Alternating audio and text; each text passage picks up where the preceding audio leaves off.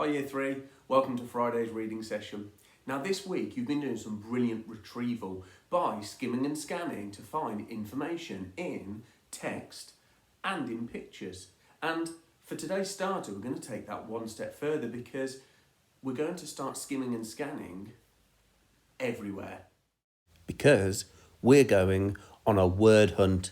I've given you 6 words on the side look and the, time, wash, play and light. And I'd like you to go on a search and see if you can find those words written anywhere. You might find some words in your house.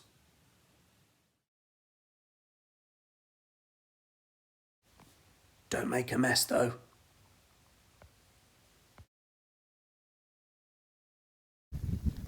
Or maybe even out on your daily exercise. Hope the weather's better for you though.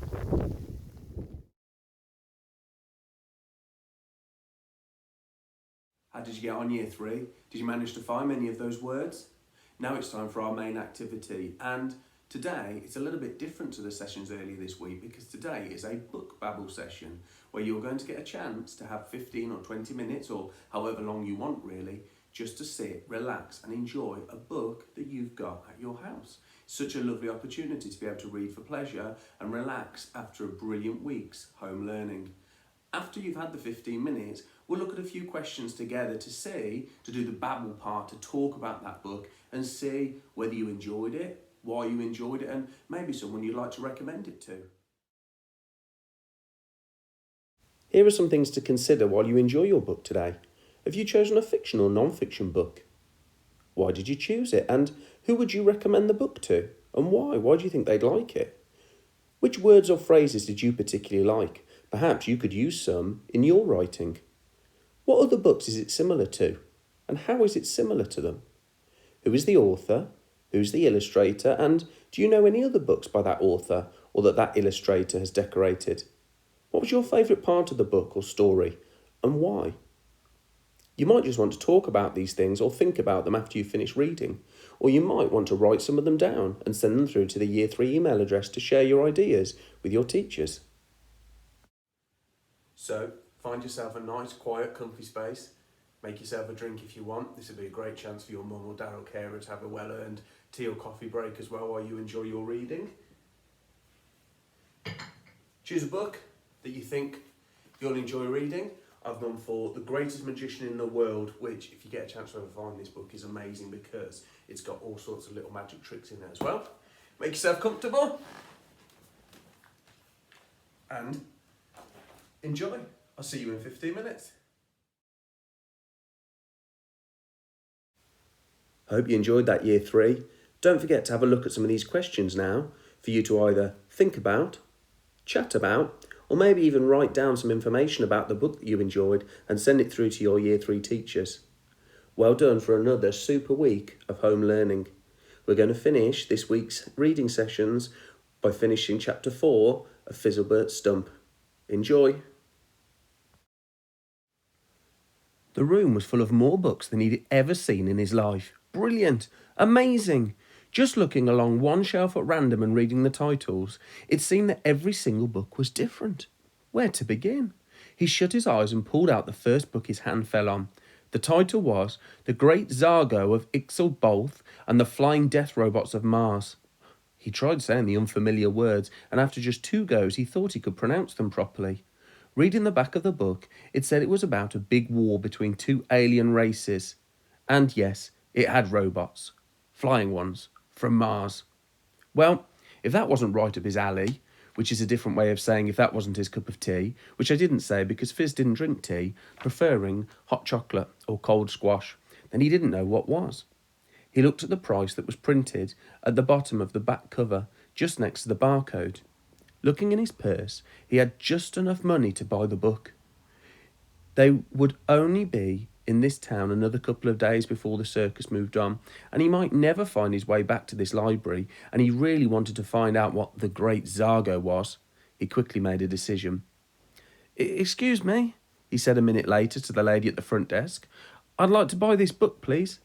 He handed her the book and started to empty his purse out onto the countertop. "Buy this book?"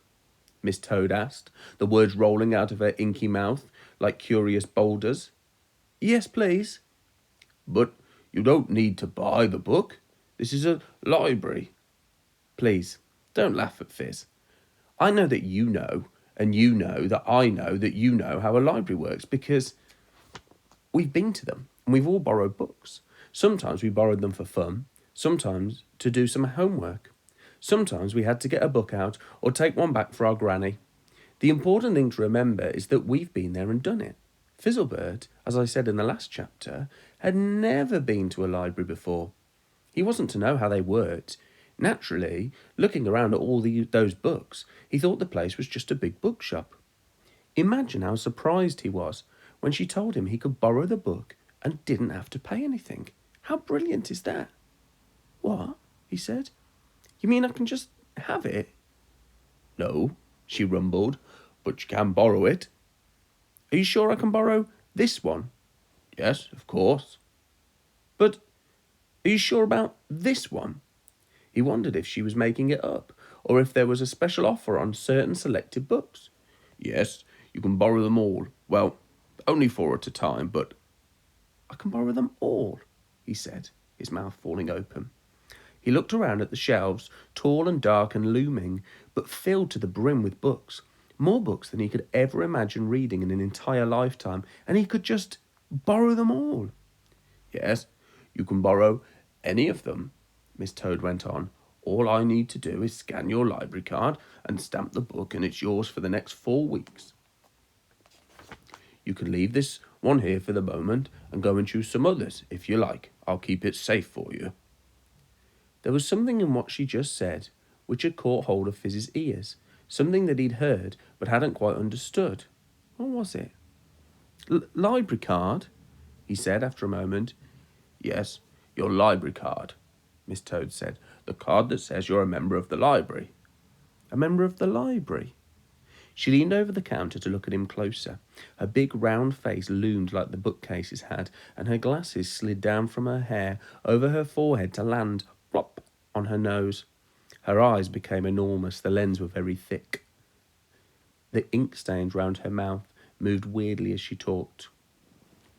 Are you not a member of the library? She asked at him. She pointed at him, with the grizzled end of her biro. Fizzlebert quaked. Here came the hard questions. He had known something was going to go wrong, that there was going to be a catch, and here it came. No, he said, making it sound a bit like a question, just in case she knew better.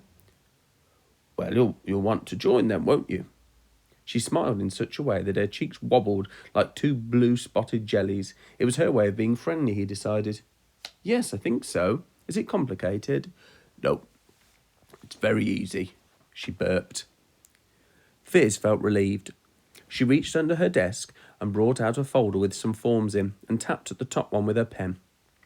Now, she said, are you over 16 years old? If Fizz had been a less polite boy, he'd have looked at her as if she was stupid. No, he said, surprised that she hadn't been able to tell. She put her pen down and laid her plump ink-stained hands either side of the sheet of paper. In that case, she said, your parents will need to fill in the form. Are they around? Fizz mumbled something that might have been a no, but which also might have been a yes. He knew they weren't around, but he didn't want to admit it to her. He'd had his heart set on this book, and now he couldn't have it. He wanted to bang it down on the desk and stomp out, but he stopped himself from making a scene. His eyes began to fill with tears, and he felt angry with himself for almost beginning to sort of cry. It was only a book, after all. I'm sure you know what it's like when you've been really looking forward to something that, at the last minute, doesn't happen. Even if it's no one's fault, you can still feel rotten about it inside. You feel like you want to cry or shout or throw a hissy fit, even though you know no one's to blame and no one's been mean to you. Well, Fizz felt something like that. He left the book on the desk and walked out the library door. It opened for him with a grumbling trundle, and with his head down and his mind full of unfair thoughts, he forgot to say thank you. He would have to go back to the circus now. His parents were awfully busy rehearsing and practicing their shows, and when they weren't doing that, they were usually helping someone else with their rehearsals, or they were doing odd jobs round the circus. Everyone mucked in on cleaning up, for example, and the big tub had to look good before the show. Even if he did ask them, they probably wouldn't have time to come all the way here to sign the forms, and if he asked them to, he'd have to confess that he'd come to the library without their permission in the first place, and he'd definitely get in trouble for that. But he wouldn't get in trouble if they didn't know he'd gone, and the only way they wouldn't know was if he didn't tell them. But if he didn't tell them, then he'd never get to join the library. Fizzlebert was caught in something of a pickle. He didn't know what to do for the best.